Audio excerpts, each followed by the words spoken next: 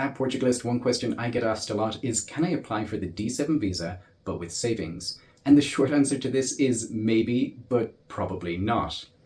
Generally speaking, if you're applying for the D7 visa, you need passive income. In fact, people often refer to it as the passive income visa. Now, a good example of passive income is retirement income, for example, a pension or US Social Security. In 2025, an individual needs €870 per month to qualify. A couple needs an additional 50%, bringing the total to €1,305. Now, you do need savings as well, a year's worth of savings. However, your main source of income should be passive income. That said, even though it is called the passive income visa, or at least nicknamed that, I have come across examples of people successfully applying for the D7 visa with savings, and that's exactly what I want to talk about in this video, as well as discuss some options if the D7 visa isn't a good fit for you. I'm James. I'm the author of Portugalist.com, which is the #1 website about moving to Portugal. I'm also the author of Moving to Portugal Made Simple, which is now in its 2nd edition. And I'm the creator of Portugalist University, which is a free course that will teach you how you can move to Portugal. I'm not a lawyer. All of this information comes from speaking to lawyers, as well as speaking to Portugalist readers who've successfully applied for the D7 visa with savings. So what's the issue with savings? First of all, savings are a lump sum, which means that you can access it all in one go, for example, and it also means that it has to sustain you indefinitely. So let's say, for example, very simply, that you have a lump sum of €100,000. Now, this isn't a huge amount of money in the grand scheme of things, but I have had people contact me saying that this is their savings and they want to move to Portugal. At the moment, in 2025, the Portuguese government estimates that an individual needs at least €870 per month in order to survive in Portugal. This is probably quite a low amount for a typical expat in Portugal. However, let's stick with it. €870 per month would last you roughly 9.5 years. So that means if you move to Portugal in your 50s, you will have run out of money by your 60s. The problem for the Portuguese government is they're probably going to have to look after you, and there really isn't a lot of value in bringing people into the country if they're going to become a burden on the Portuguese social security system. Now, you may be thinking, I have a lot more than €100,000. Let's say I have €1,000,000, so I could live for 10 times that. Well, there's another issue, and that is that you can access all of that in one go. So you could spend, let's say, 50% of that on a house, or you could spend it by going to Vegas, for example. You might not be planning to do that. You might be very, very sensible. You might only be planning to spend like 10 or 20% of that, and you may have very good calculations of just how long you could survive. However, the Portuguese government doesn't know that, and that's why it doesn't like lump sums. Now, as mentioned, it's not a definite no when it comes to saving. Portugal is not a black and white country. There are exceptions to every rule. So officially, while you need passive income in order to qualify for the D7 visa, some people have applied with savings.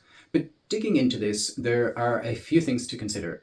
There were a few people that I saw that applied with savings, but they had a lot of savings. They had savings perhaps into the millions, for example. So even if they bought a property, it was very likely that they still had a considerable amount of savings to sustain themselves.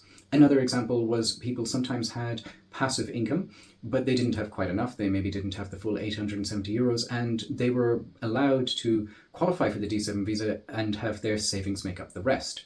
Another example was people were about to qualify for their passive income, for their pension, for example. So they were approaching retirement age, they had enough savings to sustain them until then, and then their passive income would kick in. And this was another reason some people were accepted.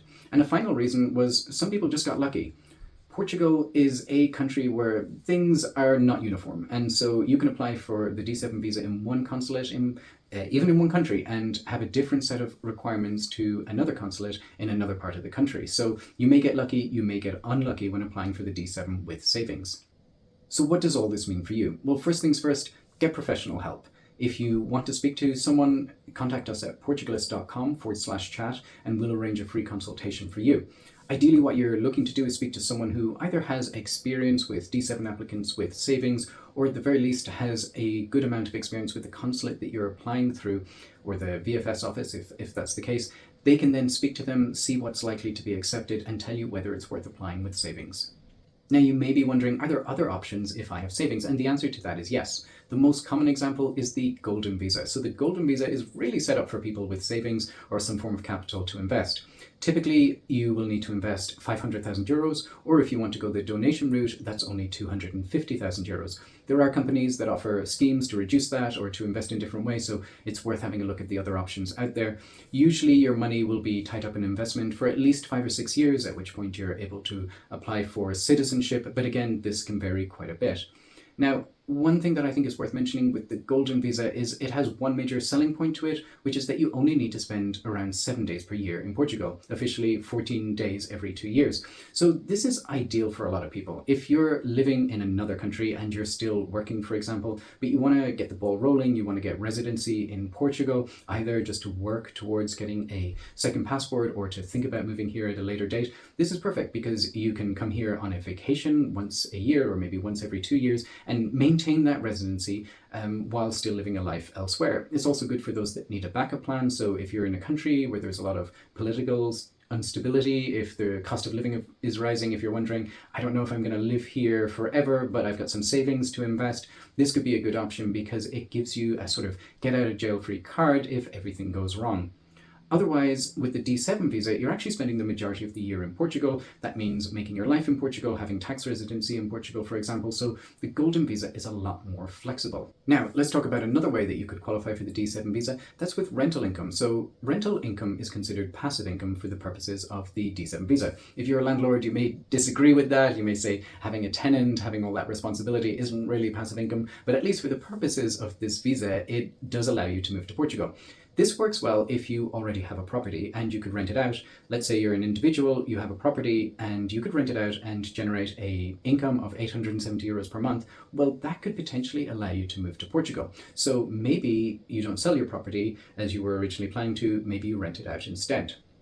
You could also consider buying a property. So if you have savings and you could invest those into a property and that would generate a rental income for you, that would allow you to qualify for the D7 visa. Now, both of those things are big considerations. The second one, for example, involves you investing your cash into buying a property. It's not something to be taken lightly. Even if you already have a property that you could rent out, you're now going to become a landlord. So that's a little bit of extra work, to say the least. You now have tenants to communicate with. There may be problems that need to be addressed.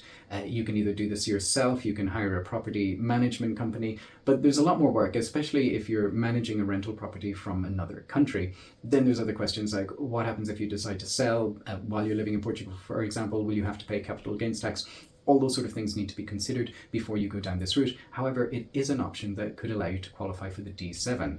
That 870 euros per month for an individual, does that have to be the total rent or does that have to be profit?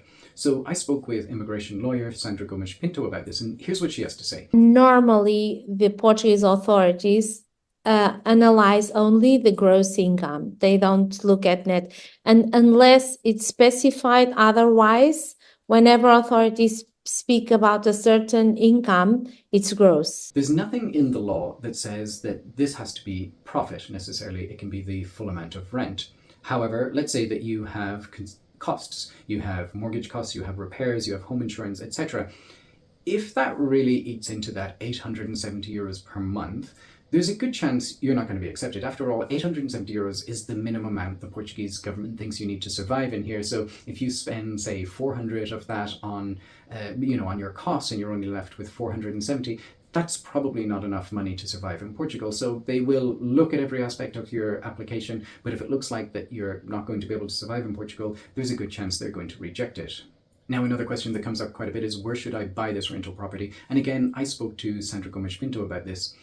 We had a case of a client, someone that contacted us, and he invested in Portugal and got rental properties in Portugal. So he wanted to come with a D7, but the income from the rentals was generated in Portugal. And I asked whether to New York VFS, whether they would accept this or not, and they said bluntly no. The money should come from abroad. I may consider that other consulates may consider otherwise, because in the end, the money, the investment in the properties to be rented come from the outside, but this was the interpretation that was made.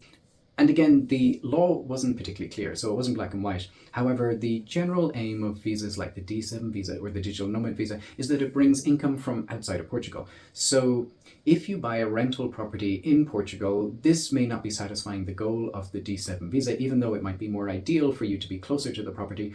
Just to be on the safe side, it's probably a better idea to buy it outside of Portugal, probably in the country where you're currently resident. However, this is something that again is part of a much bigger decision. Speak to a professional. They can speak to the professionals at the consulate or VFS office to decide what's likely to be accepted.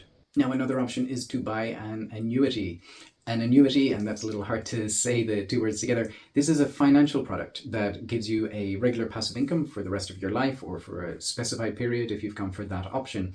However, it's worth noting that you can't buy this typically at any age in life. You often have to be a certain age, so even if you have the savings, this mightn't be an option.